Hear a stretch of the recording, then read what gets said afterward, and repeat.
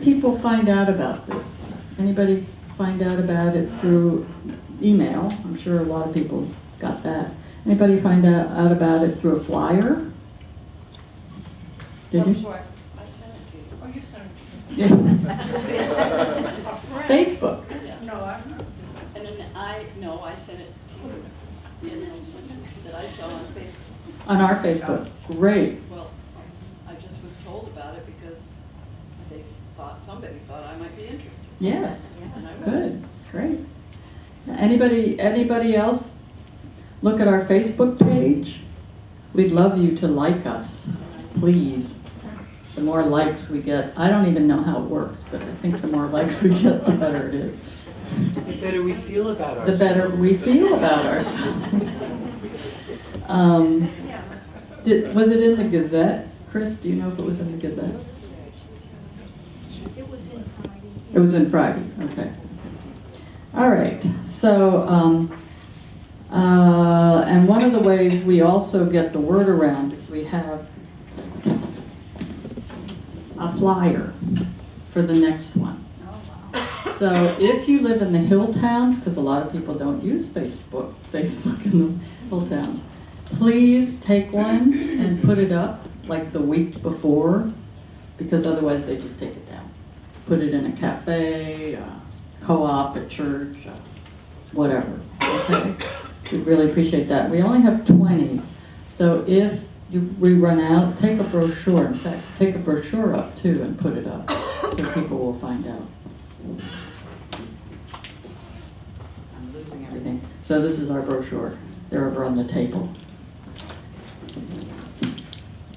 And please give us a donation. This is the only way we have to make money, your donations. We aren't even a non-profit.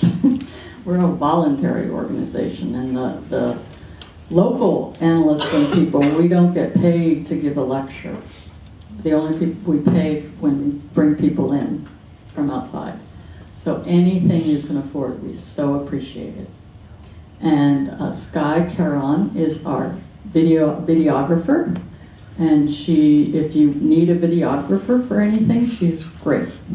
So talk to her. Okay. The bathrooms. Chris, where are the bathrooms up here? Right across the hall, Uh-huh. and down the end of the hall to the right. Okay, same as downstairs. We don't take a break, but if you have to go to the bathroom, they're real close.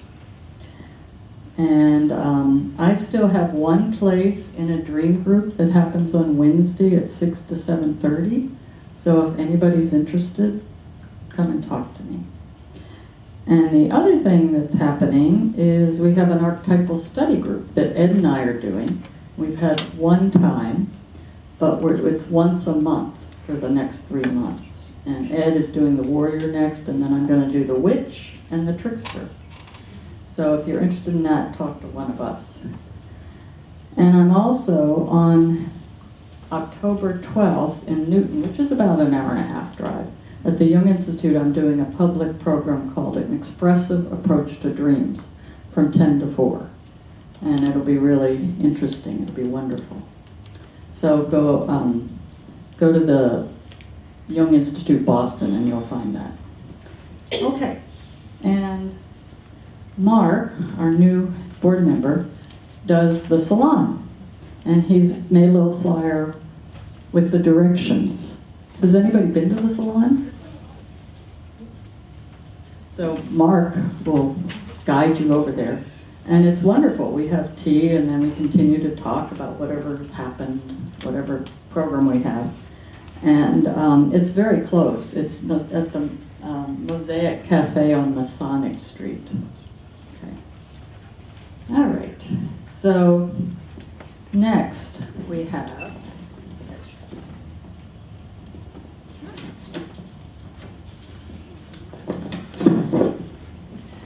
have Robert Klein, who has been visiting the Pueblo Taos, the Pueblo Indians at the Pueblo Taos Reservation, and he's doing a lecture on the spiritual journey, Jung and the Taos Pueblo people, and they remember Jung.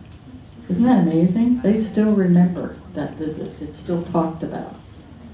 So he's got a lot of material, and it's going to be wonderful. So that's the first Friday. No, actually, that's November 15th. We couldn't do it the first Friday. So November 15th. Okay? All right. So I think that takes care of it. You want to take over?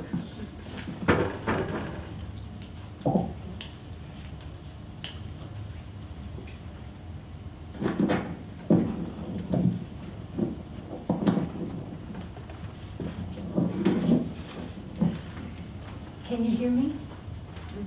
No. You're not on the mic. I'm not on the mic. How's that? Better? Okay. I wanted to have this evening gathering because I really wanted us all to enjoy the presence of Thayer and Anita Greene, who have been the backbone of this organization, and in many ways, the Boston group too. And I wanted the community to have a chance to speak to them after they talked for a while. I thought it would be very nice to open with two little videos, one of Anita, one of Thayer.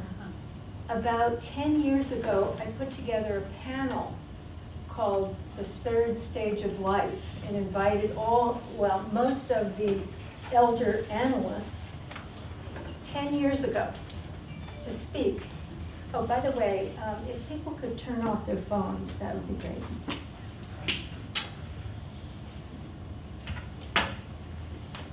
And I asked each of them to talk about their work and kind of the essence of what their long careers in Jungian work has been about.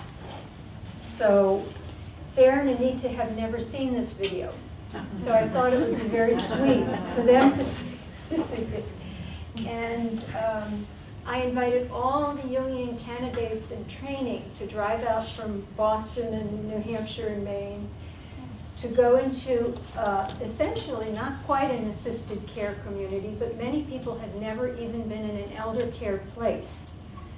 And that was very important that we recognize aging and elders and eldering. And so we had a panel, about 8 of them spoke, and then we went to lunch, and I put one of the analysts at a table with 2 or 3 candidates, so everybody got a chance to really have an intimate encounter. And the aging group themselves got to meet and talk several times, and that was a new community experience for them as well.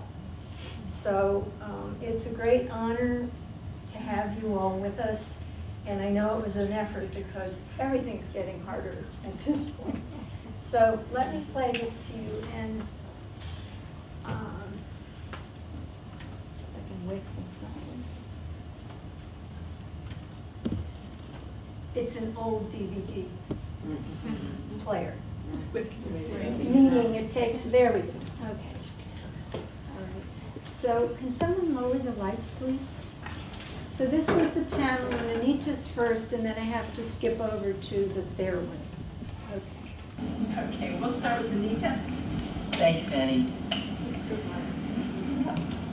Well, I was debating whether to stand or not, but this seat's a little higher, so I'll try it sitting. I come to you as an old woman. You know that poem, when I'm old, I'll wear purple and all things that mismatch? Well, I don't like it much. I've sort of been there, done that sort of thing. And besides, it's too British. It's got tea and white gloves in it, which I don't have any relationship to white gloves. Anyway, I do like what an American woman, Ruth Harriet Jacobs, wrote in praise to old women. I won't read the whole thing, but it's marvelous, but I'm just going to read the last stanza so you get a flavor of it. Don't call me a young woman. You reveal your own fears of aging. Maybe you better come learn from all of us wonderful old women how to take the sum of your life with all its experience and knowledge and show how a fully developed life can know the joy of a past well done and the joy of life left to live. Don't call me a young woman. It's not a compliment or courtesy, but rather a great discourtesy. Being old is a hard-won achievement, not something to be brushed aside, treated as infirmity or ugliness, or apologized away by young woman. I hate a clerk in the store who says, okay, woman, it's your turn now. I'm an old woman, a long liver. I'm proud of it. I revel in it. I wear my wrinkles as badges of triumphant survival, and I intend to grow even older. I am. I was an old woman. In these parts, I used to be a very young woman, attending Mount Holyoke College, then living in Amherst for the first 10 years of our married lives as a pastor and college chaplain's wife, very active in church activities, in politics in the community, a member of the Amherst Community Opera Company, and incidentally, I birthed and mothered 3 daughters. And my energy was prodigious and utterly taken for granted. Now I come to you as an old woman, coming to terms with diminished energy, creaking joints, even now trifocals instead of bifocals, a slowdown of vital systems in the body, including the brain. On good days, I imagine that my brain cells are clearing out extraneous details so I can focus on the important issues of life. But I still wish my appointment book wouldn't disappear every time I put it down. I've outlived my parents now by many years. In fact, over the last century, if we've lived in a developed country and had good health care, we have increased our longevity up to 25 years and rising. No longer, I think, can we think of life in the first half and second half as Jung did, when old age sort of began at 50. Old age doesn't start there anymore. I think we have to think of life in 3 different stages. Young, moving into marriage and children, establishing a career and so forth. Middle-aged, beginning maybe 45 or even 50, and going up, I swear these days, until 70, and then gradually old age sets in after that to wherever we live to. But the emphasis on youth in our culture does not make it easy to go graciously into old age, especially women. I liked what Jane Fonda said. She said, Bob Redford's wrinkles are lines of distinction, while mine are just old age wrinkles. In other cultures, of course, elders were honored in their villages and set apart because they were carriers of the origins and history of the tribe. And what made it unique? I think we're the poorer for not honoring our elders or the older generation. Now I get a wealth of material all over the place, on the TV and in the mail, on all the problems with old age, mental and physical health issues, money management, retirement plans, and there's a dearth of material around old age as a developmental process. Fortunately, Jane Praytag, and I'm glad she's here, has written a book to remedy that, describing old age processes. It's called Coming to Age, and she has some copies here, by the way. And part of the title is Late Life Transformation. And that's what I think we all want to focus on here. Also, there's an article which some of you may have received from Murray Stein's, one of his first books. It's a chapter in that book on working with the aged. And I quote from that. Bruce Baker and Jane Wheelwright write the article. Some of it's a little out of date, but some of it's very good. And I quote from that. The idea that the old, as well as the young, grow psychologically toward fulfillment of their psychic potentials distinguishes the Jungian approach from many other therapies. Not too long ago, many psychoanalysts would not take people on over 65 into their 70s and 80s because they were too inflexible at that point. And of course, they didn't have the energy to really delve into the depth of their psyche. That's not true, believe me. I won't take on anyone younger than 40 these days. But it must be remembered, and I quote again, that these tasks of aging are also the tasks of living. For old age is not separate from life. Old age is rather the time for finding one's essence. So that's what I want to focus on. One of the blessings of old age and finding one's essence. This may not seem like a blessing, but it is. When I stopped thinking of my age in terms of when I was born up until the age that I am now, and began to think about how many years, months, or weeks I might have left before I die, I don't think there's anything that clears the mind of debris and focuses one's attention as having the reality of one's death fully sink into your psyche, and to know that time is limited here, and it means that you have to choose the most essential and important things, because you just don't have time to do everything anymore. So what are the essentials? It's important, it seems to me, to be fully embodied and to listen to what our bodies have to say, even more important in old age. Goethe said that death is nature's expert choice to get plenty of life. So how do you get plenty of life in the time that you have left? Jung, in volume 8, in a chapter called Soul and Death, only he, meaning she also, remains vitally alive who is ready to die with life. I love that, to die with life. It reminds me of Winnicott, who hoped that he could stay conscious to the very moment he died. So that means to me living more and more in the present moment than is. And that means to live fully in the body, to live more fully than I ever have before in my own bone house, and to live with the I amness of my essential being. Jung knew that too. One of my analysts in Zurich said he may look like an erudite professor from the front, but from the back he looked like a peasant coming in from the field. He was always aware of his embodied nature, even when he went off into the stratosphere with the symbolic mysteries. And in the second volume of the Vision Seminars, he says, if we go off that way, and he's talking to himself as well as to other Jungians, he says nothing can come from it unless it is experienced in the body. And I love this, because if it's not experienced in the body, you weren't there when it happened. So how do you be fully there when everything happens? That is seems to be my task in old age. With children, particularly with grandchildren, with my partner, loving partner of many years. So I realized that it was even more important to listen to what the body has to say. And the body psyche hardly ever lies. And it's important to begin to listen to the fluctuations of energy. For example, some days I have a lot of energy and I can do much. Other days I just feel weary and tired.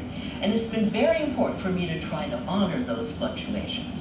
I love the story of that black woman in the South who rocks on her porch and says, sometimes I'll sit some things and sometimes I'll just sit. Well, that's it, to just sit. My psyche is requiring more and more time for sitting, for meditation, for being, in order to learn how to be even more fully there. And if I don't, I'm in trouble. In my early 30s, I had a moment, we call it a watershed kind of experience, in which memories, psychological things, emotions, spirit, soma, all came together as one. And I knew that if I didn't listen now to this body psyche, I would be in trouble. How many more minutes? Oh, God. Let me give you an example of that, where I didn't honor what my older body wanted to do. 2 summers ago, I carried into the house, almost broke my back, 2 heavy boxes filled with books of things I was going to read while I was there on vacation.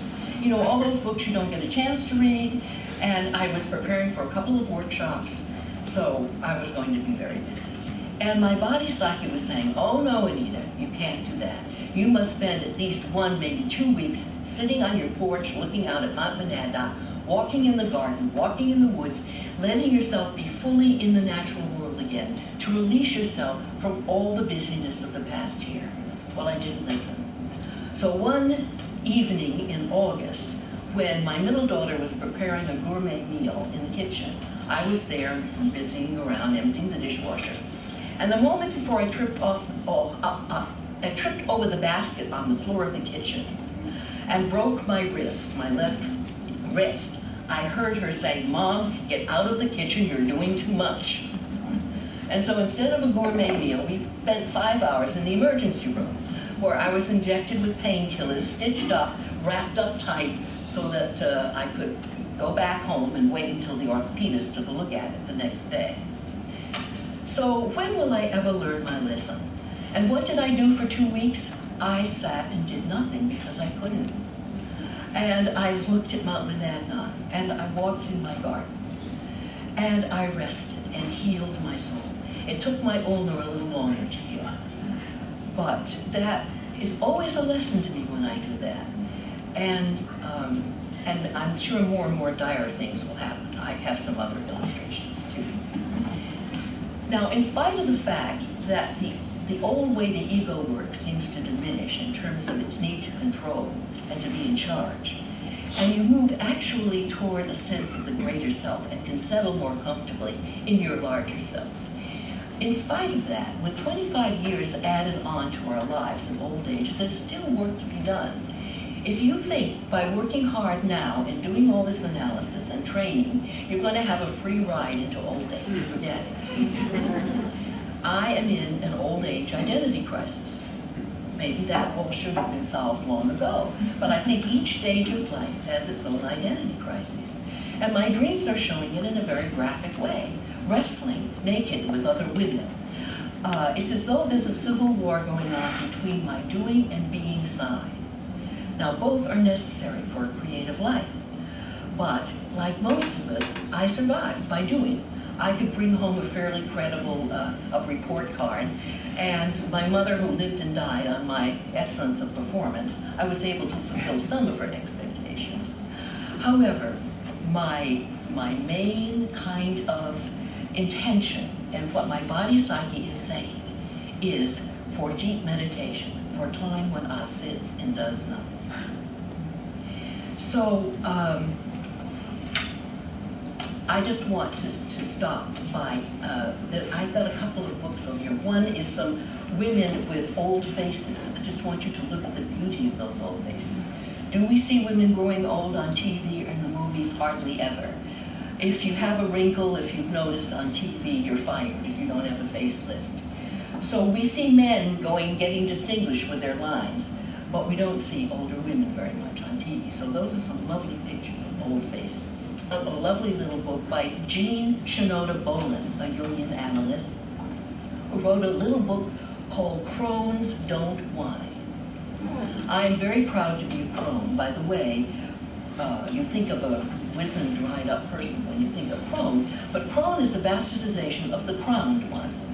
So if someone calls you a crone, they're really complimenting you. Let me just say before I stop a couple of things about what Jean says about crones. She says, crones don't whine. They live in the present moment. They're not ashamed to be who they really are. They savor the deliciousness of flesh, not just sexual pleasures, and they go on a long time, believe me, but delight in old friends, grandchildren, good food and wine, and the wonder of just the ordinary, everyday thing. So what is the flesh? I think the thing I most dread about death is leaving this body that I've come to love so deeply, and that tells me the truth about myself. And there's a wonderful hymn that actually we sang in the church that we go to. It says, "Good is the body from cradle to grave, growing and aging, arousing, impaired, happy in clothing and lovingly bared, good for perceiving within and around. Good is the flesh, good is the spirit in the flesh."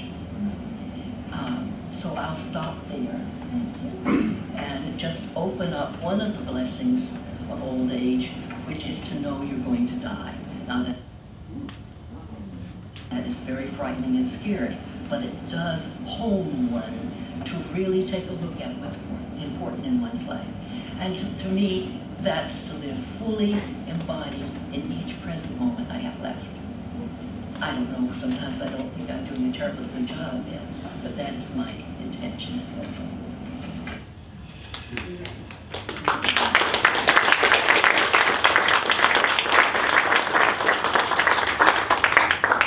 We're going to skip forward to Thayer.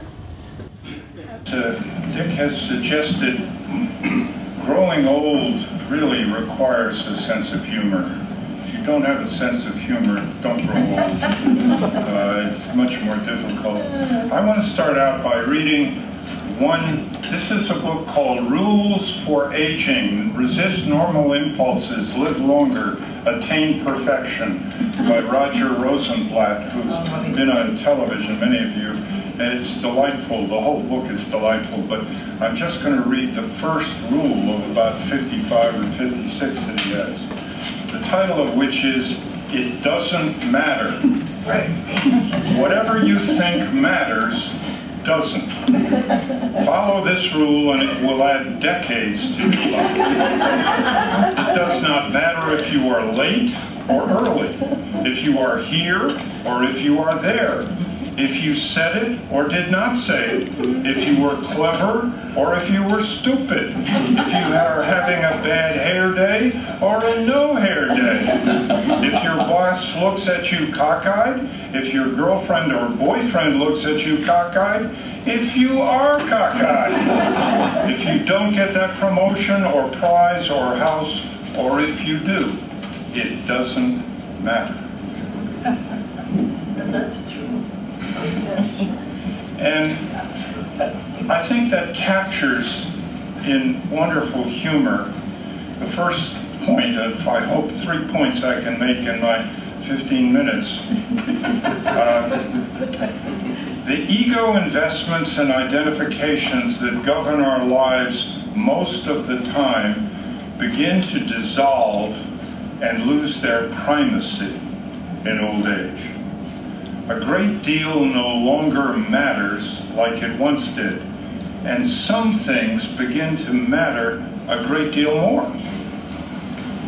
Jung captures this quality of change when he writes at age 79, everything you do, whether watching a cloud or making soup, is done on the edge of eternity. Beautifully captures what I more and more experience at age 84.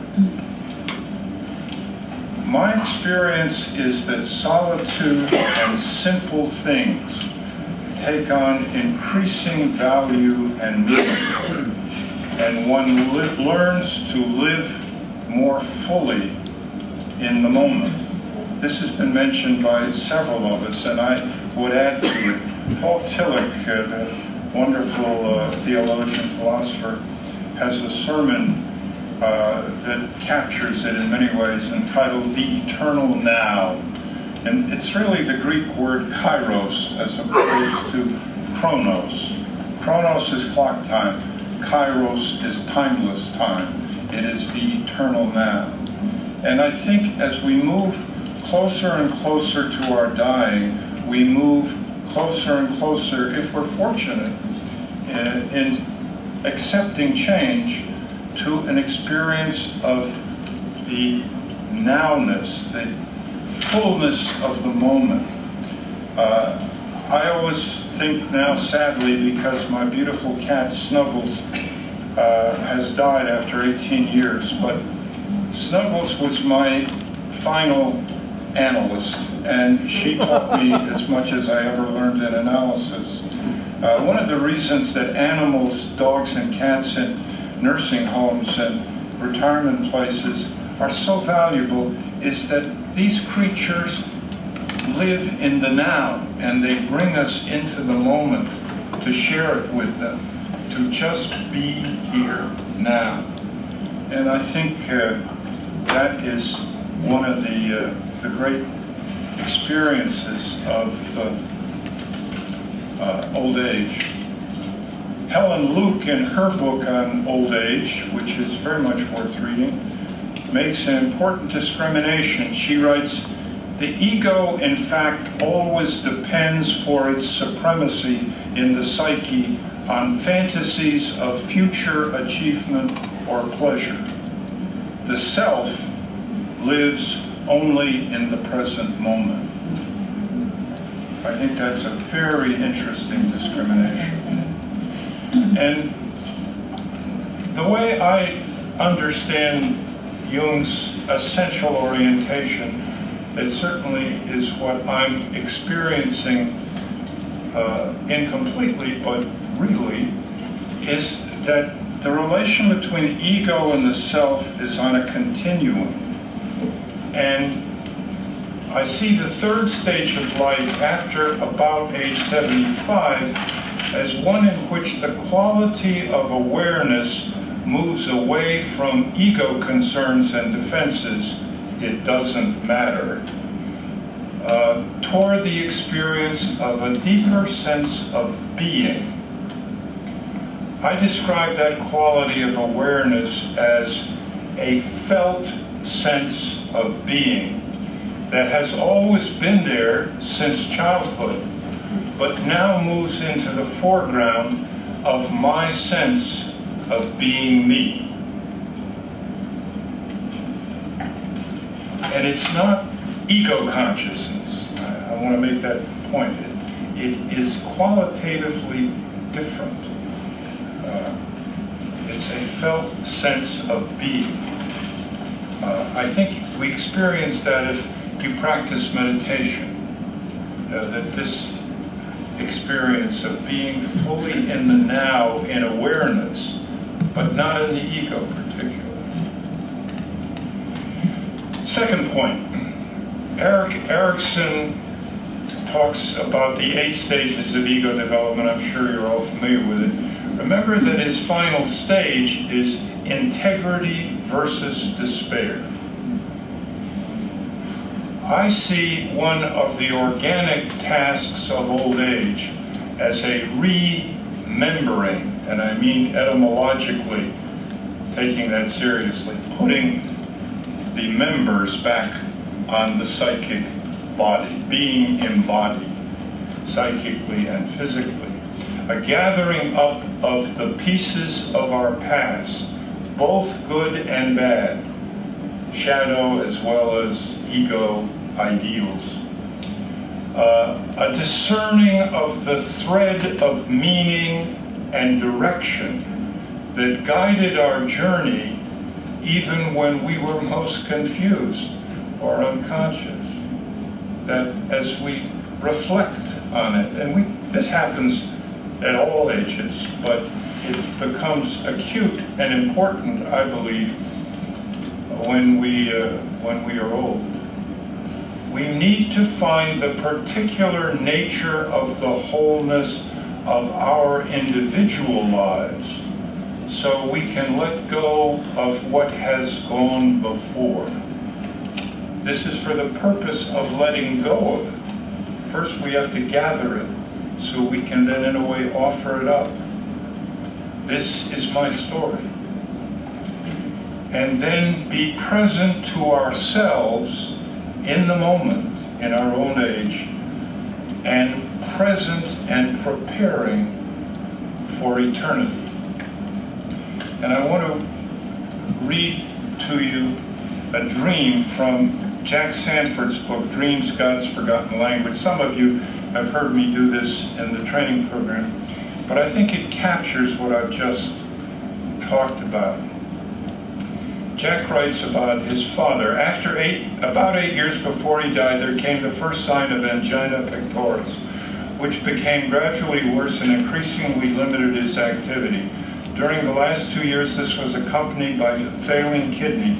Consequently, there were many trips to the hospital. These trips were painful, humiliating, and depressing. Priest or not, his father was an Anglican priest, every one of us is also just a man, and during one of these bitter illnesses, he told me of his own anxiety over death, which he knew could not be far off. Then, 1 week before he died, he dreamed the following dream. He sensed its meaning immediately and told it to my mother, who recorded it. These are her words. In the dream, he awakened in his living room, But then the room changed, and he was back in his room in the old house in Vermont as a child. Again, the room changed to Connecticut, where he had his first job, to China, where he was a missionary, to Pennsylvania, where he often visited, to New Jersey, where he lived and had a parish, and then back to the living room.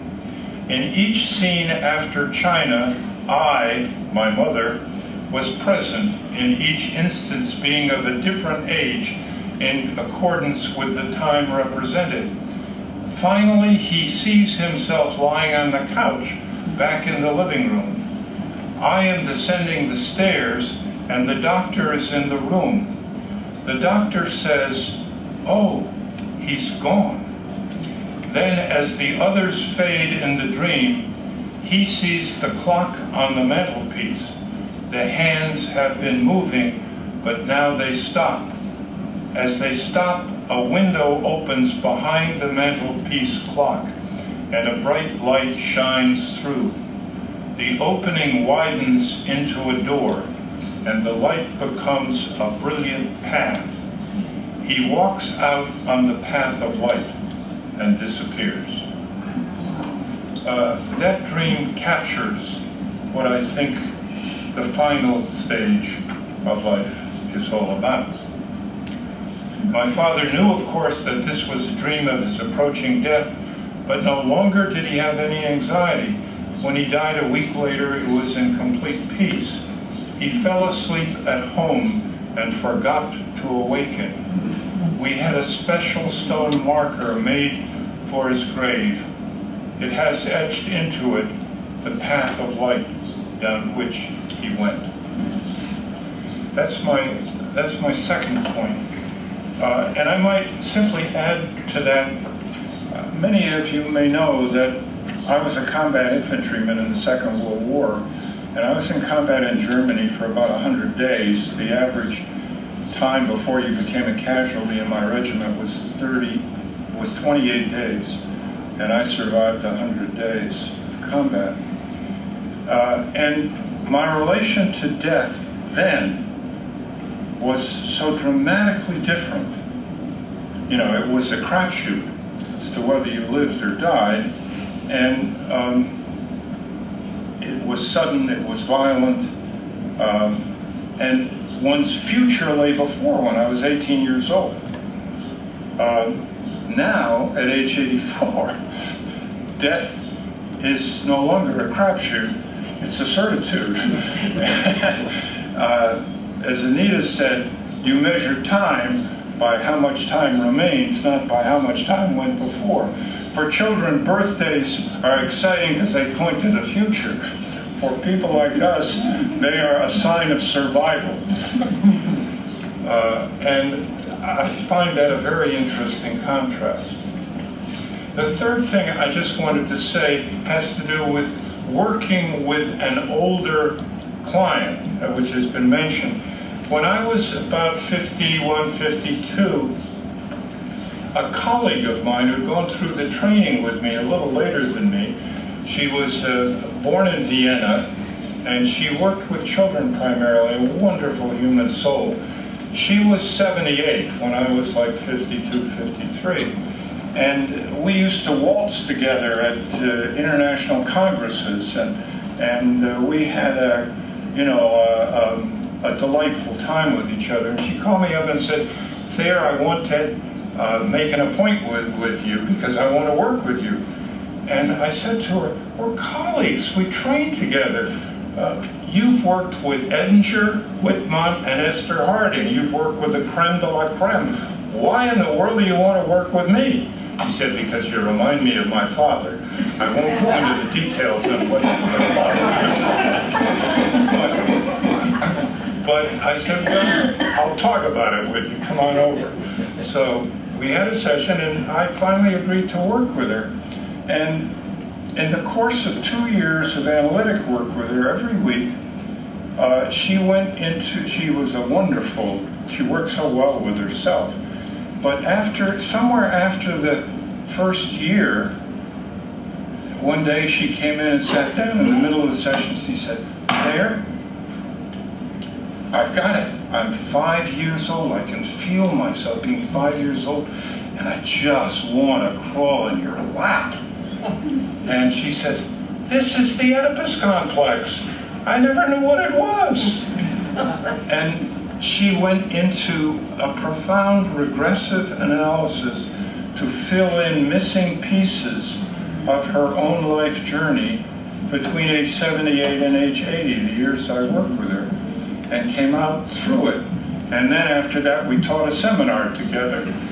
So it taught me that however old any of you are, if somebody comes in, as has been mentioned by Dick and others, and is 90 or 85 or 80 or whatever age, don't assume that age will determine the relationship, because what they bring and what is constellated in relation to you will determine the nature of the relationship.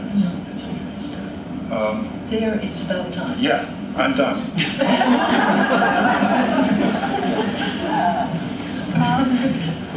Thank you, Thayer. Maggie?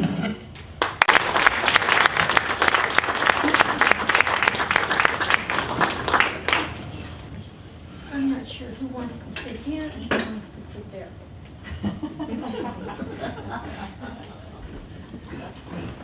Okay.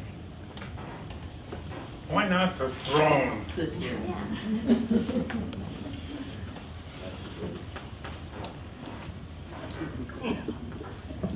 Okay.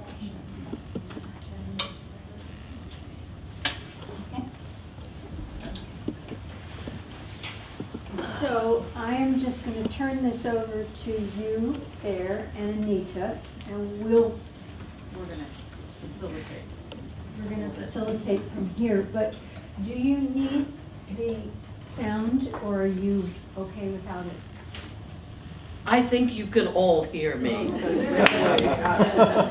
And I'll, if I slow down and become soft, I'll see raising hands. I will remind you. So the first question I have is, how was it to witness yourselves a decade ago? Well, we weren't old then. We are old now. I'm 89. Thayer didn't expect to live to be 93 and a half. My 94th birthday is March 20th. I'm glad to have his company where we are, because we have moved out of a 9-room house to a 3-room house, apartment. And we haven't yet learned to live in that small a space.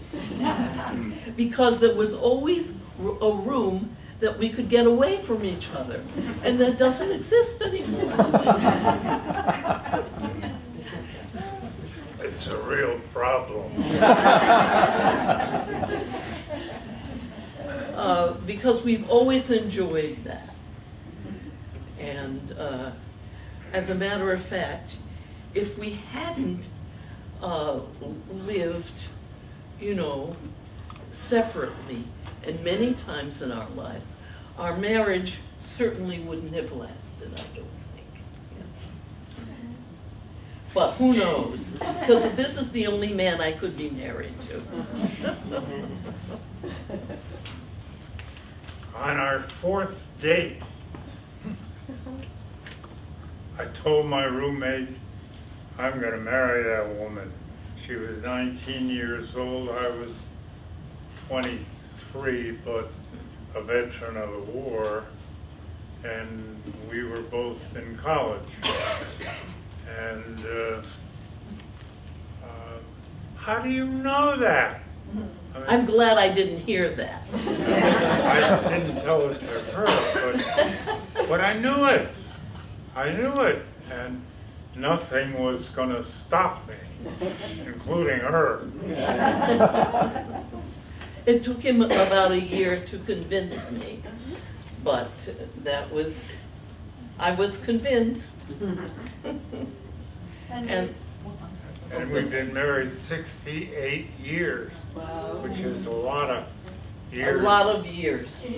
I might have run out of the church and not started down the aisle if I'd known that. Anita, what got you interested in Jung and becoming an analyst and all that stuff? Well, I had a slightly different path than yours. Agnes Sanford, who was Jack Sanford's mother and a marvelous healer. She was an Episcopalian. Her husband was the dream that Thayer read from one of Jack Sanford's books. And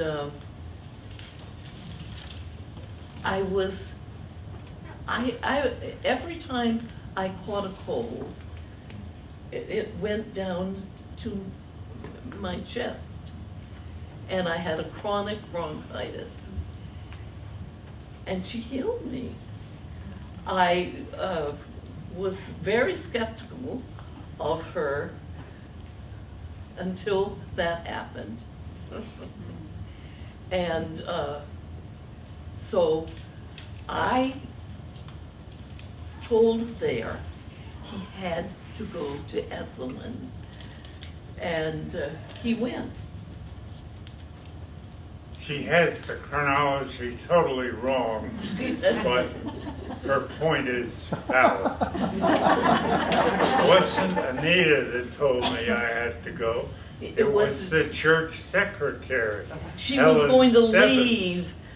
She said she might quit if I didn't go. That's how Helen Stebbins, I don't know if some of you remember her or not. But she was all that you weren't. She was sensate and remembered things. And maybe it was neat and clean. Yes. It was neat and organized. Yes, she was neat and organized. So how did that bring you to Jung? Well, I went and heard her son talk about Jung. And he was really a Jungian before he went into training. Yeah. So that's how I got interested in Jung. And I really struggled with what I was going to do, because I knew I would, and I told Thayer, I would be the worst bitch in the world if I didn't have a profession. I think you quoted me. Oh.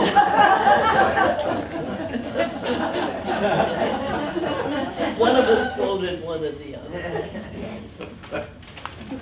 Anyway, I looked for a group work thinking that I've got to have something different than this guy. But I turned out to be a Jungian analyst, no matter how I diced it. And that's how I learned. I told her, we are very different. That's why we married each other. So that has not been a problem. He knew something I didn't, because I was only 19 at that point, and not about to commit to another long-term relationship.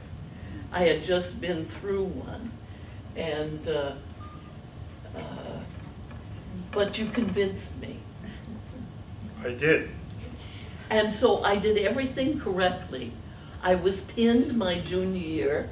I was engaged my senior year. He bought this when we went to Australia and New Zealand, because it's a hard, what is it? It's a hard. I can't remember the name of anything.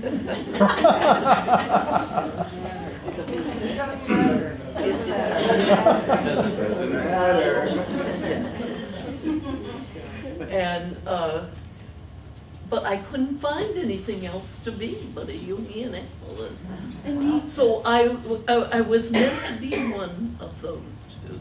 You actually brought work with the body and embodiment Yes, into the field. I was one of the first psychoanalysts to realize during my first analysis of how separate I was from my body. And actually, I've spent my whole life, there are complexes that you work with that are easy to work with, and then there are ones you have for a lifetime, believe me. And being embodied, and I think the greatest gift we can give anyone who comes to see us is being in the moment with them, being present. And that's what I learned, yeah. I'd like to make the observation from our joint history that, as you can see from that panel, the two of us were 10 years younger, Yes. and we were philosophizing with great authoritative wisdom on old age. We didn't know what the fuck it was. We're really old now, and no one tells us what it is because we have to experience it as we go along.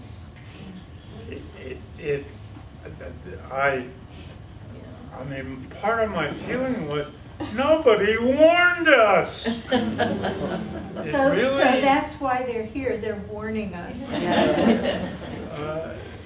Old age is not for sissies. Betty Davis, my mother's actress of all kinds, said that, or so she said. So Yes. what do you feel like you've learned that's been deeper or new in the last couple of years? Well, I wouldn't recommend anyone becoming a psychoanalyst unless they love psyche. And I've always loved psyche because I had to figure everything out from day one because my parents weren't telling me. And I even had to figure out my grandmother's death because they didn't cry or mourn or scream or do anything of that sort. So I had to learn about death that way, that she wasn't going to be. And I went into her room, climbed in her rocking chair, and knew she was gone forever. So I experienced that. And the reason I say love psyche is because if you don't have at least a curiosity about it, whenever someone comes in, a new person, be it a woman or a man, and they sit across from you, you know that this is a whole different land, that they don't really know. They need help exploring this and trusting their dreams. And you have to enjoy that process over and over and over again, because you never know whether this person is going to get through it or not. And once the process starts, it continues, it moves, and I don't think I will stop remembering my dreams until the day I fall in the grave. One of the things that I want to share from my recent aging experience is that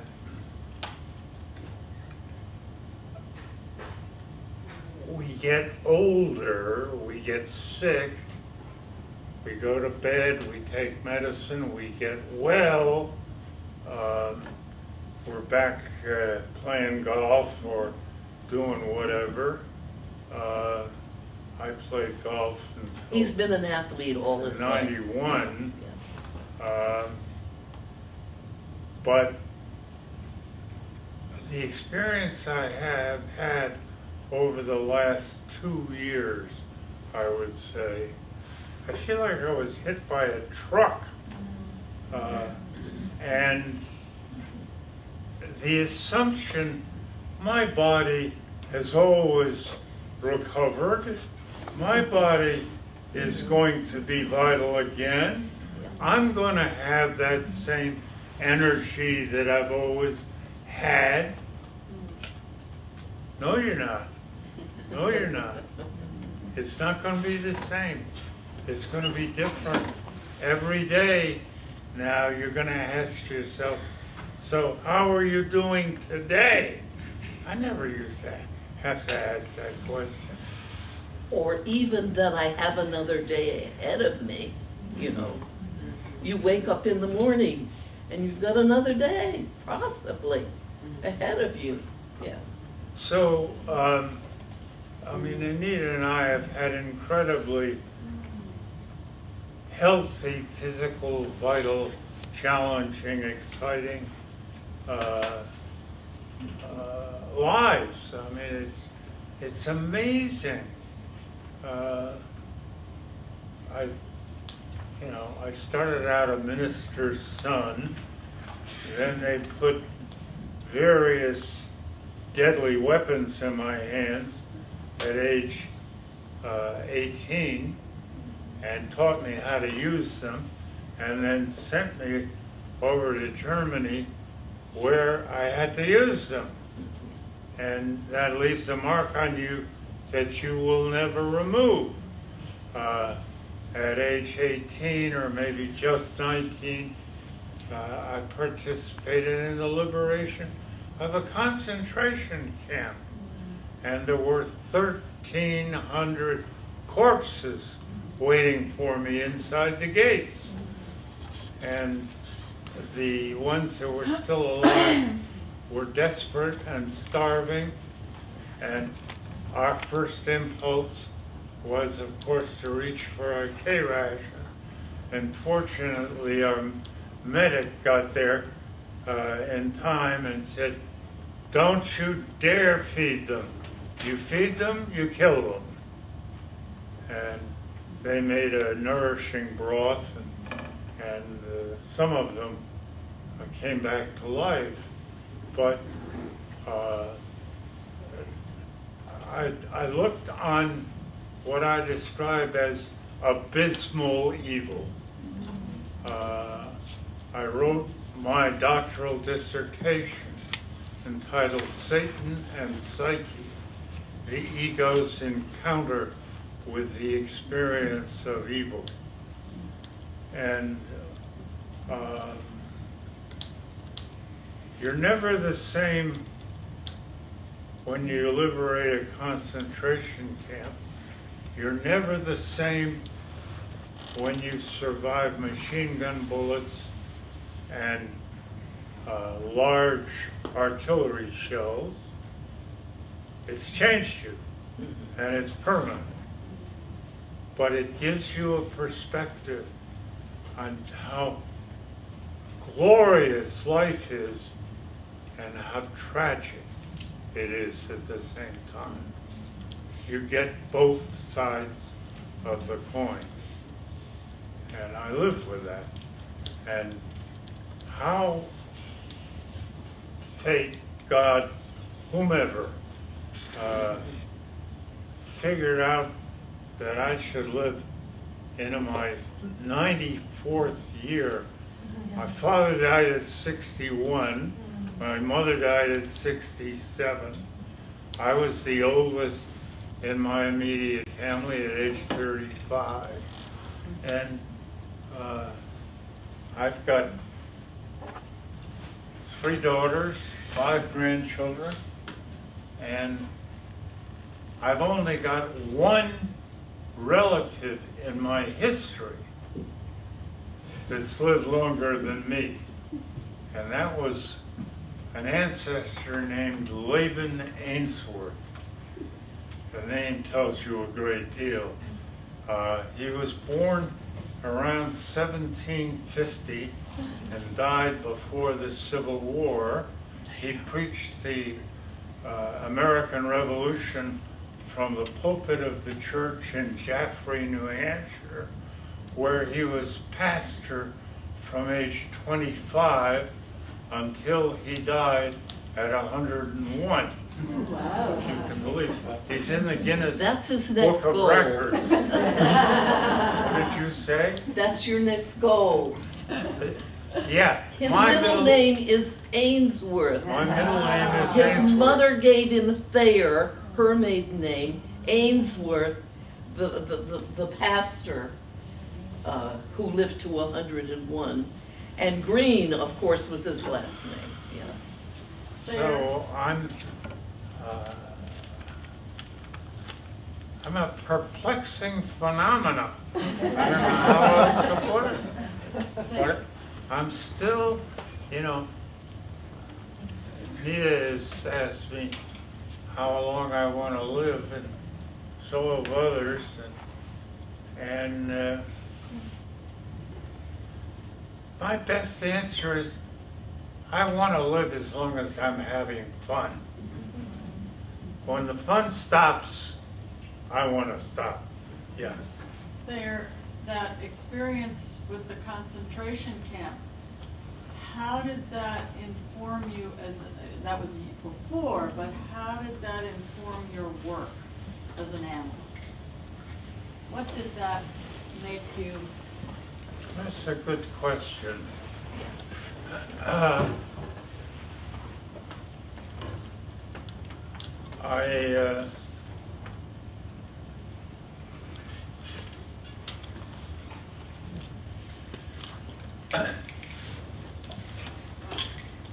For clients who come and are bright-eyed and bushy-tailed, and the world is a beautiful place, and suffering is a marginal experience for the few. And one way or another, my job is to make them suffer. Really. They've got to get connected with their own dark side. They're walking around without a shadow. God knows where that shadow's going. And so there, my instinct is, in whatever way I can constellate the shadow and get them connected with it. Sometimes it's in a rage at me, but, and they'll be usually very apologetic, and I say, apologetic? I've been working for 6 damn months for this to happen. This is golden. Thank God you can finally realize you could be an angry person. That's one of the reasons we lasted 68 years. Yes. We argue a lot. We still do. I think Don't probably, expect to get everything worked through with your partner, even though you live with 68 years with them. yeah, that's true. One of my favorite stories was not too, maybe, 5-10 years ago. Yes. I can't remember what the trigger was, but I erupted in a total rage. I was enraged at Anita, screaming at her. And Anita stood there, really maddeningly calm, and listened out my rage. And when I had finished with it, and I said, I apologize, you didn't deserve all that. And so many of you have heard this story. And she said, Thayer, I've always known I was a bitch, but you're just discovering what a bastard you are. And I meant it too.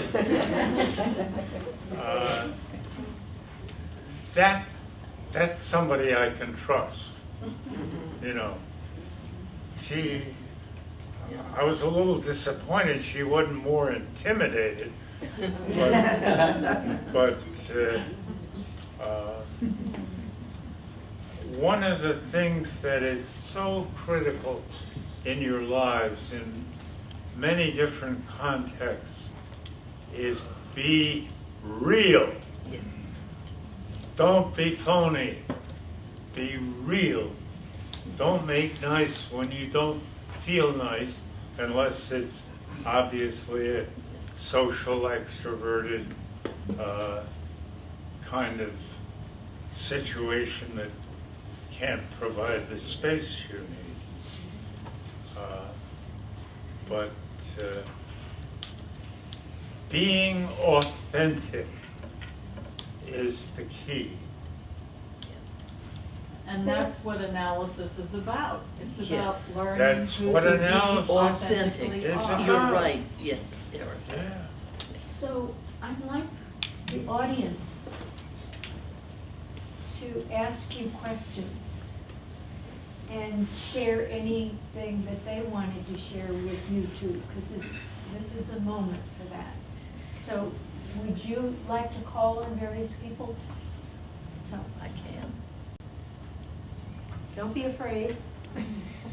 Yes. Peter. I'm going to take a minute.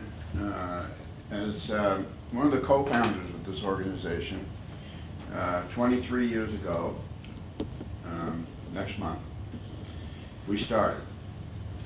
Wow. Together.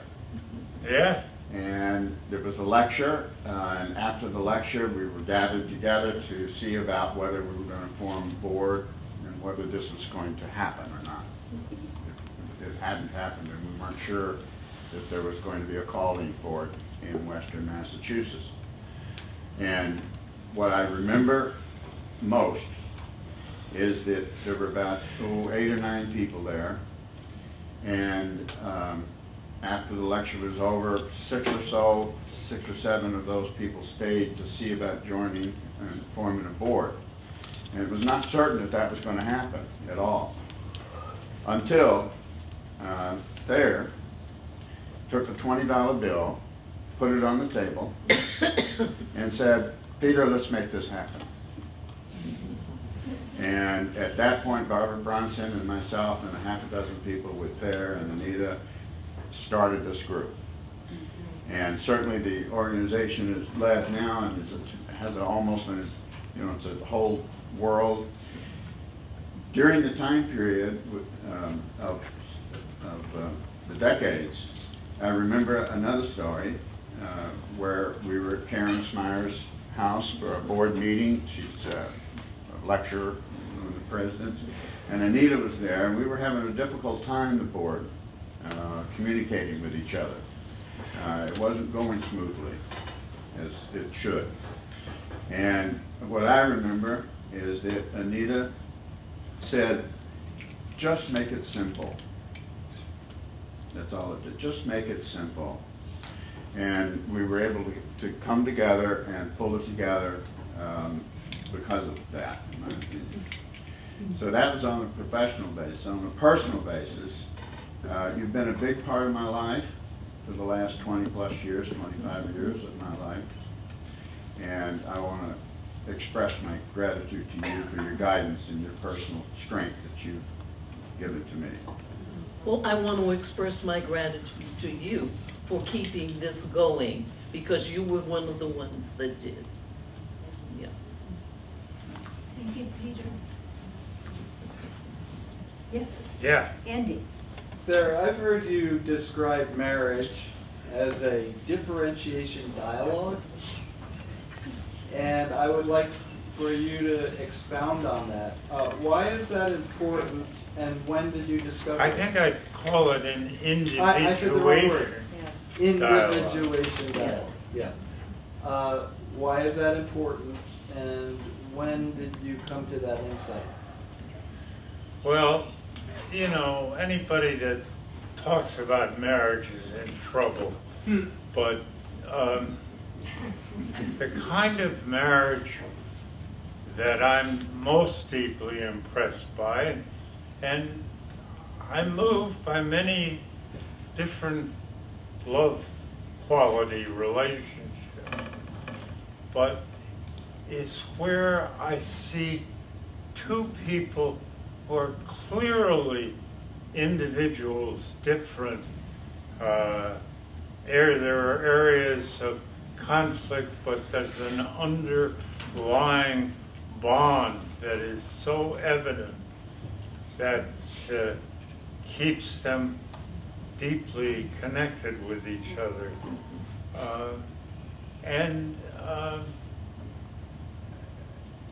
I think the underlying bond is they, in their own way, in a unique way, it'll be like no other marriage on earth, ultimately, have found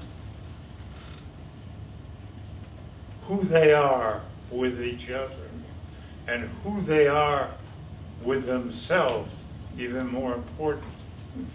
The key is, who am I? And do I dare to be me? With this person, do I dare to live with this person? And I found that true, but I didn't know you during the war. I didn't know what you had been through. All I knew was that he went away a boy and came back a man. And that impressed me.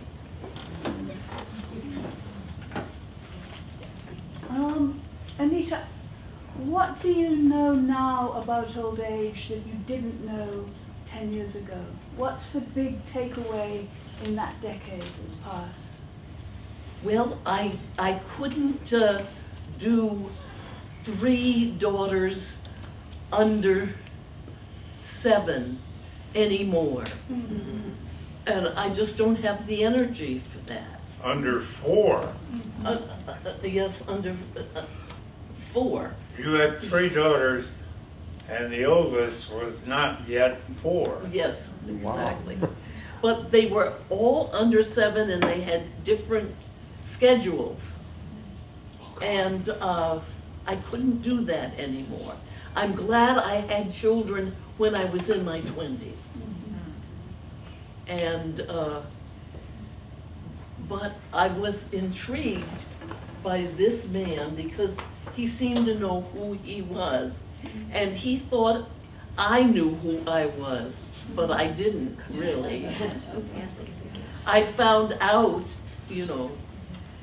So my question, lack of energy. Well, yeah, yes. Lack of energy compared to your 20s and your 30s.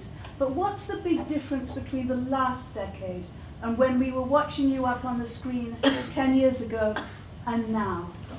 What did you not know then? I didn't know how much the loss of energy would be. Yeah. Mm. I hadn't faced that yet. Yeah. But I'm so glad to have a partner to go through it with. I mean, we're never going to get everything worked out. We've given that up. But don't expect to. There are things about him that I still won't be able to stand. And there are things about me he won't be able to stand either. So, yeah. I'm interested in the what you think happens at 75 is different than, say, 65. You said it in the, I didn't quite understand what you felt the difference between, 65 Well, and 75 and I'm 89 now are very different ages. I still had energy in my 70s. And I find that the loss of energy is the main thing that I'm concerned about. That I don't easily snap to it. I want to answer your question too. When I was 75, I was still caught up very much, legitimately, in learning how to live at that age. At 93, that's not my primary agenda. My primary agenda is learning how to die. Do you think it shifts at The 75? machine gun bullets didn't get me at 18. In fact, I have just missed being killed or dead in one way or another so many times I don't even count them. But this time around, I don't think I've figured out a way to avoid it. My name is Jim Ellen, and I hope you remember me, the two of you, because I spent some time going back and forth between two rooms in your house, doing talk therapy with Thayer and doing body-based therapy with Anita. Yes. And Thayer, we played golf together many times. I'm not going to ask you any questions because I would rather try to give you something from my memory and my gratitude. We met Thayer and we talked about death and war and life and things that didn't matter even then, which you taught me about, for which I'm eternally grateful. And I will remember you both and hold you both near my heart for as long as I live. Thank you very much. It means a lot to each of us to hear words of gratitude and shared self-discovery. One of the things about being an analyst, I'm sure there are many other professions, but you cannot avoid, unless you're a real numbskull, you cannot avoid constantly learning about yourself in the process of assisting the process of another. So much I learn about myself. Yeah. I have a question. Anita, what is one of the dreams that's very important that you remember in the last couple of years? Oh, there are many. But what's a really one that stands out? I think the one I had the other night, you know, I have expressed also to you and to others that I've spent so much time being an embodied present that I'm going to have a hard time leaving my body. But I didn't in a dream. I was able to have an out-of-body experience. In your dream? Yes. Can you tell us the dream? Do you remember? It was walking in a park, and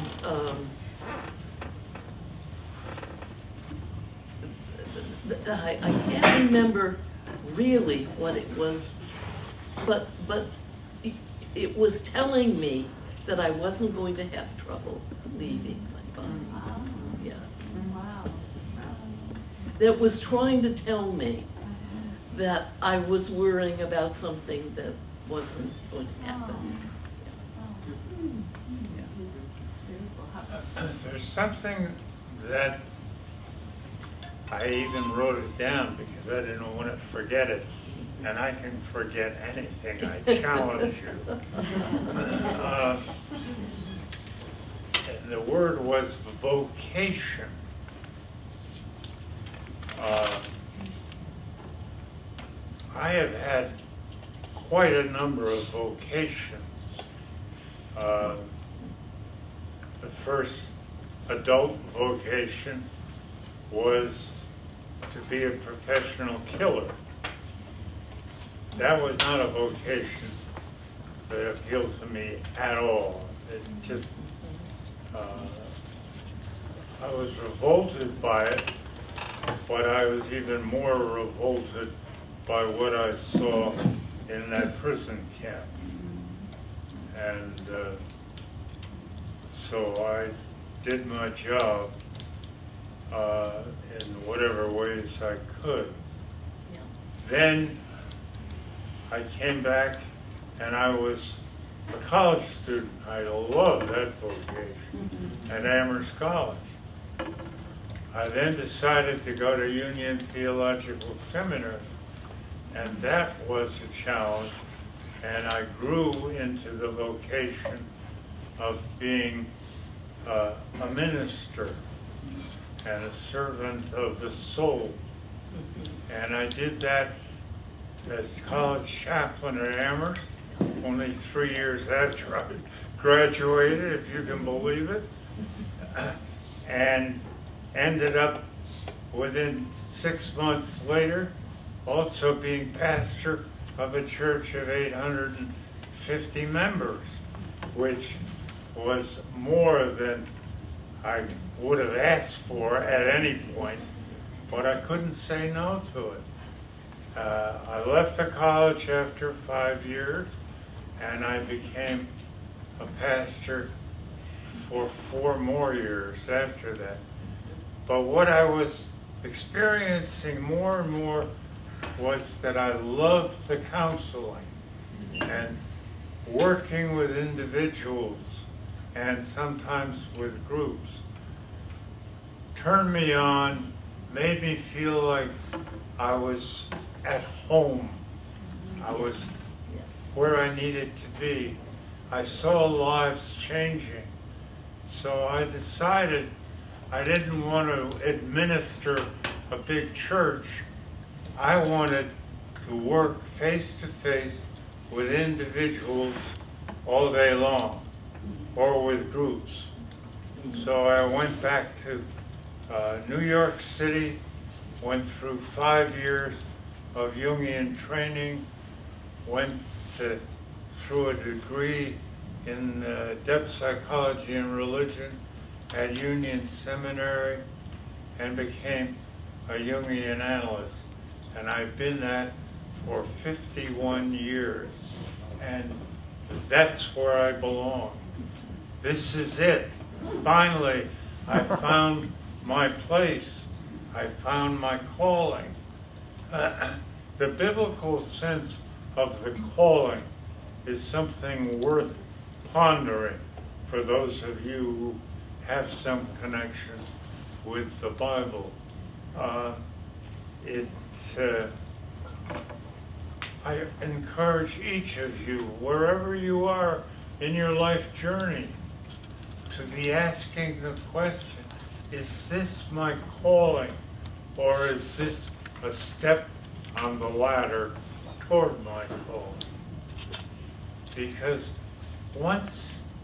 I have never looked back a day since I became a Jungian Analyst. It was where I was meant to be. And I'm still seeing a few clients in the retirement home.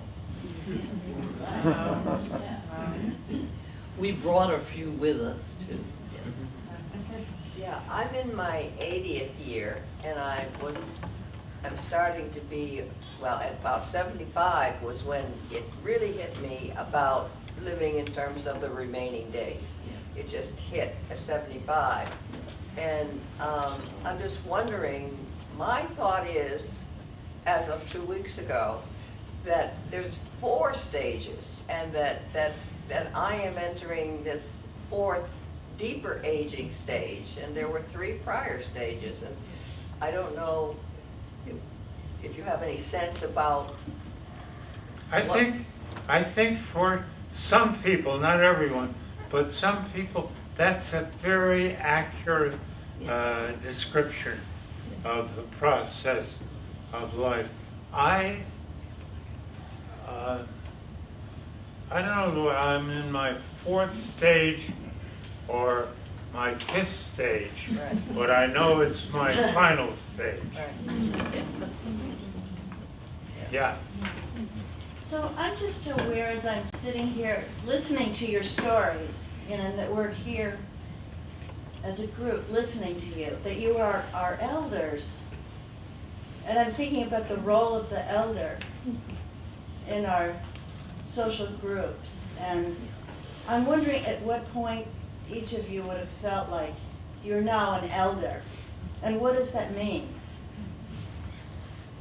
What does it mean to be an elder? To you. It's a term that I will answer. is used in many different contexts, but the one that I hear you posing is the one that for me is meaningful, which is I am an elder who has wisdom to share and wants to share it. And we need it in our culture. You know, as Anita said in the recorded part, She's you know, there's talking to you. we're a youth culture. You know, we admire the youth. Well, we imitate the youth. But do we need see the elders. many women with lines in their face Right. on the TV or in the movies? You know, they have a facelift or something. Until we figure out that women have beautiful faces when they're old. I didn't know Thayer when he was in the war, but I know every time we went to Europe and he stood at a graveyard and saw all those gold crosses and stars of David, he cried. I've never seen him cry before. And he needed to make his life meaningful. And he found that. Yeah. How about you? How about you and your eldering and your wisdom? I have also found that I'm meant to be a Jungian analyst. I haven't worked as long as he did, and when he suggested we stop working, I resisted with all my strength because I hadn't worked as long as he did. And so we made a compromise. And then he started working again.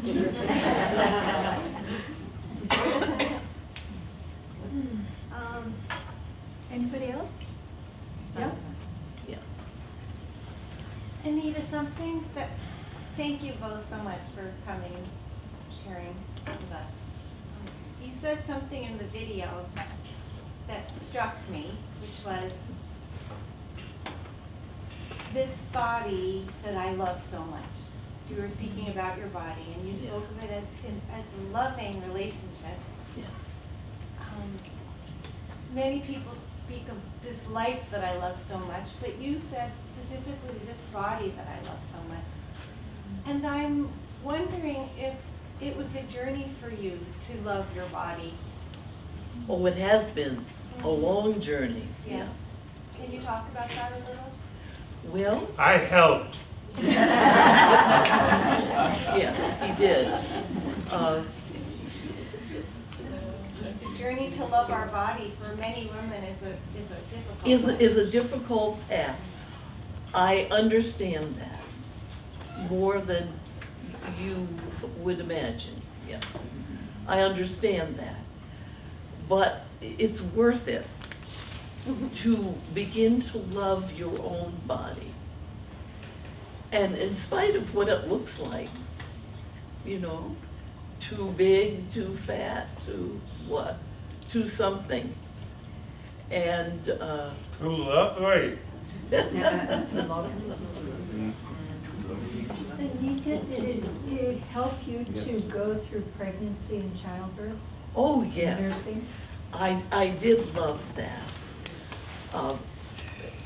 I think I would have had more than 3 children, growing them, as long as I didn't have to bring them up.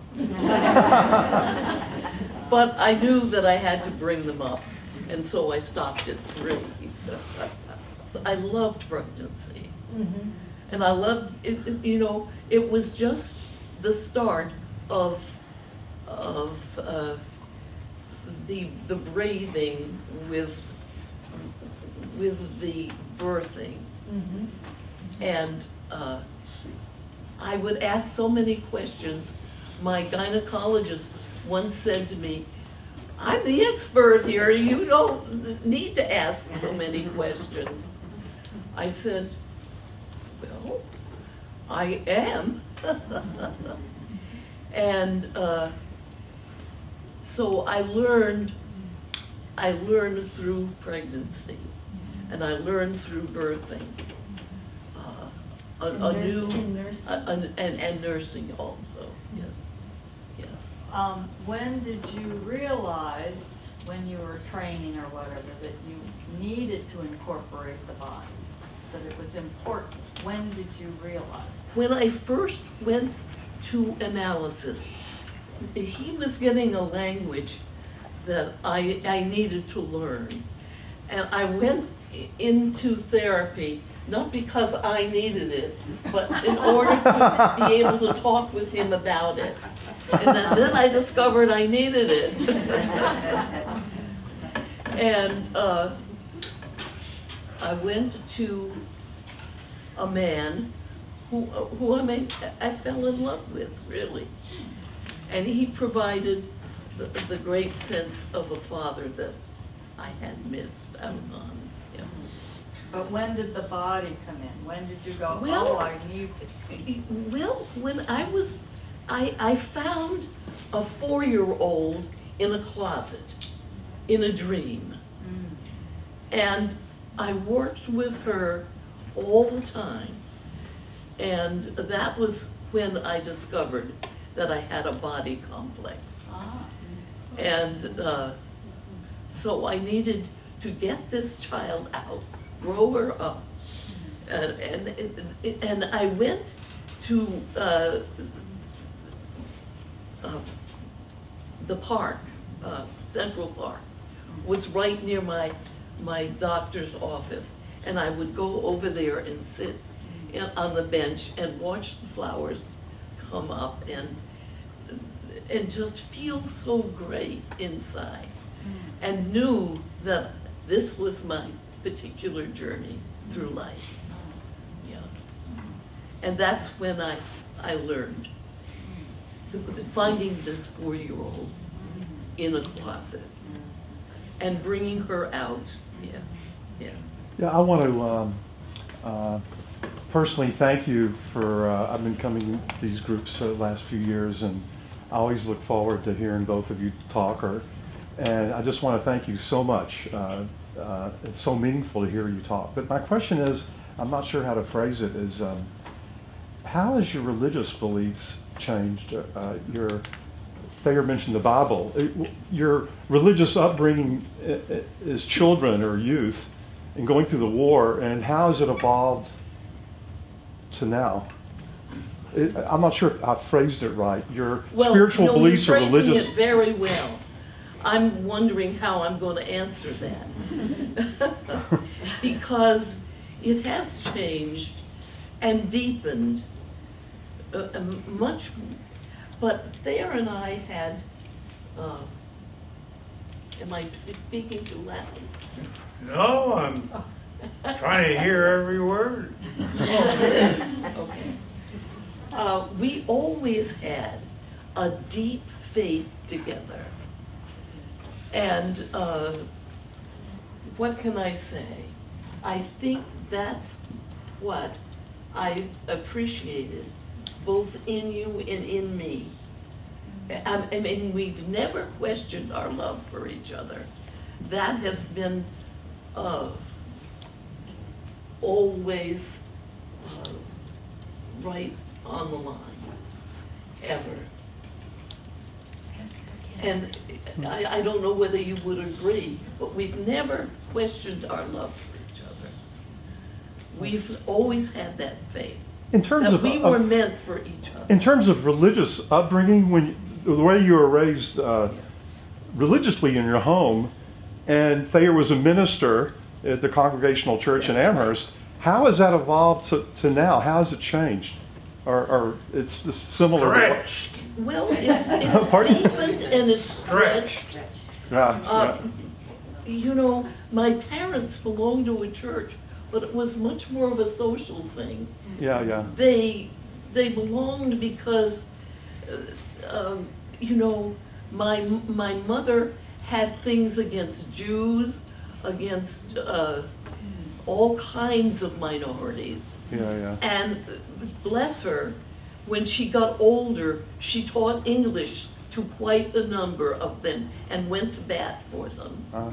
So she changed too.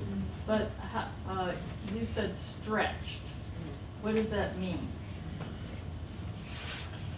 The faith I was raised in couldn't handle infantry combat, murder, death, torture, you name it, rape. My father's faith was optimistic, liberal, etc. So I came back. Fortunately, Amherst College, the chaplain of Amherst was the rector of Grace Church and ended up as the Bishop of Massachusetts, John Coburn, an incredible man. I used to say, I feel like God is winking at me over each of his shoulders. You know, there was that quality. And then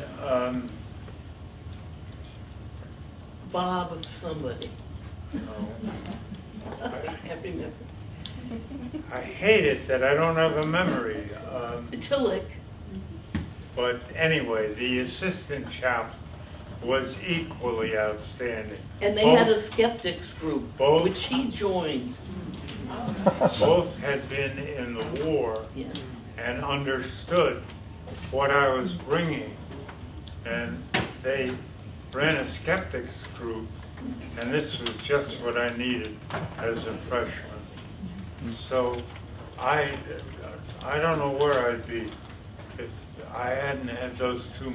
One of them ended up as Bishop of Massachusetts, and the other had his face on the cover of Time magazine as America's leading Protestant theologian. So you couldn't ask for much more quality than that. But how did it get bigger? How did it stretch? I stretched. I think it's an internal stretch that then allows more and more inclusive relational. But it provided a place for all the evil he had seen. Yeah, that was part of the stretch. It seems to me that knowing both of you, that relationship is where numinosity is carried. The relationship to yourself, the relationship together, the relationship to people you work with. But you are two of the most relational people I've ever known. And there's numinosity in relationship for both of you. Yeah, I think that's true. And it's partly typology in the Jungian sense. And I've got a lot of eros in me. And that eros demands expression and connection. And I needed that. She was, you know, if you can believe it, she was she was an introvert, hiding in the corner to some extent. And I sized her up. I said, this is one tough lady, and I need a tough lady. I had a couple of girlfriends who glommed onto me, and I couldn't get them off. And I thought, I need somebody out there who sees me and is not me and who will never be me. And that's what I got. Sometimes it was a pain in the but we're willing to put up with it. Any other comments or? Yes. I have a question for both of you. I've heard from folk as they've gotten older that their experience of the inner world becomes stronger as they age. That their dreams kind of reach up to meet them, that they have more transpersonal experiences, that they have, those dreams with a capital D, more and more. Have you found that to be your experience? I think we both had that experience of how to be present for the other. Whenever I asked, you were always there. And whenever you asked me, I was always there for him. And that, if you weren't there, I hollered. Yes. So I had to be there. So what? Say that question again. I have heard from other folk as they've gotten older that their experience of the inner world becomes louder, more present. That they have more big dreams, more synchronicities, like that sort of, the inner world kind of reaches up and kind of opens the door, like you're able to pay attention more deeply. Have you found that to be the case? I'm interested in what you're raising. It's a very thoughtful question. And I think if younger people do not listen to their dreams, are too busy making a buck or whatever out there, and old age catches up with them, then they get deluged more, I think, with dreams. To catch up, the psyche is saying, my God, I only got another 5 years. He doesn't know that, but I do. And I got to get these messages across. Okay, so it's not that they're getting... I had more dreams when I was in my 30s and 40s and even 50s than I have in my 80s and 90s. Because, and I've talked to other experienced Jungian analysts in their late years, and they have a similar description. I don't need the dreams. I get it myself now. So it varies, I think, depending on how much inner work they did in their teens and 20s and 30s and 40s. Gotcha. But that's a very good question.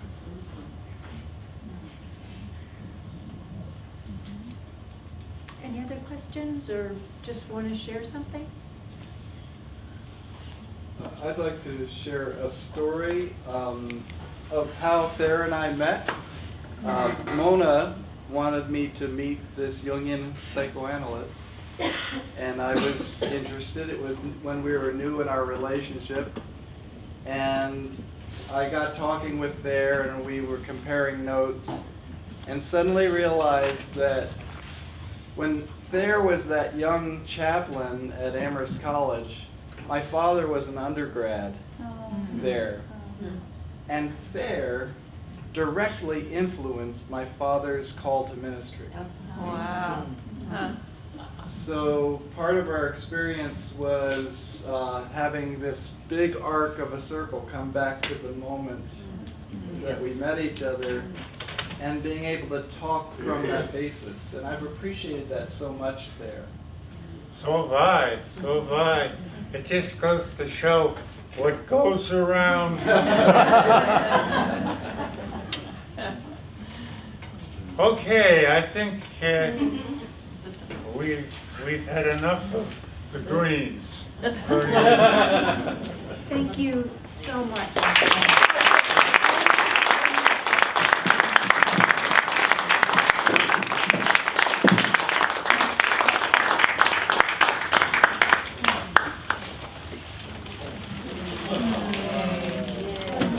It's a good saying. So I'm so glad you feel it.